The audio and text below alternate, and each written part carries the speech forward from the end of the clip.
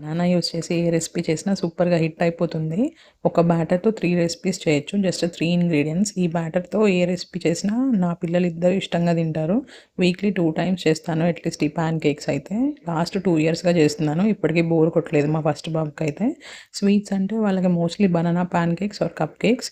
Just ఒక బనానాకి ఒక కప్ ఓట్స్ తీసుకోవాలి. 2 బనానాస్ అయితే 2 cups of votes, half glass of milk కలుపుకోవచ్చు. ఓట్స్ కొంచెం ఎక్కువ మాయిశ్చర్ లాగేస్తుంది. కాబట్టి మధ్య మధ్యలో అవసరమైతే మిల్క్ ఆర్ వాటర్ యాడ్ చేసుకోవచ్చు. కొంచెం డిలే అయితే పాన్ కేక్స్ చేయడం. ఇందులో కావాలంటే చాకో చిప్స్ ఆప్షనల్. ఇంకా హనీ ఆర్ డేట్ సిరప్ కూడా యాడ్ చేసుకోవచ్చు.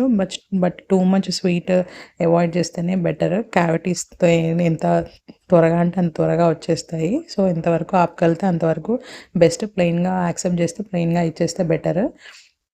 ఇందులో కావాలంటే డ్రై ఫ్రూట్ పౌడర్ కూడా యాడ్ చేసుకోవచ్చు. బనానాస్ మంచిగా పండి ఉన్నప్పుడైతే ఇంకా రాగి పౌడర్‌తో చేసినా కూడా టేస్ట్ అలాగే ఉంటుంది సేమ్. అది కూడా వేస్తాను అప్పుడప్పుడు నేను. బాగుంది.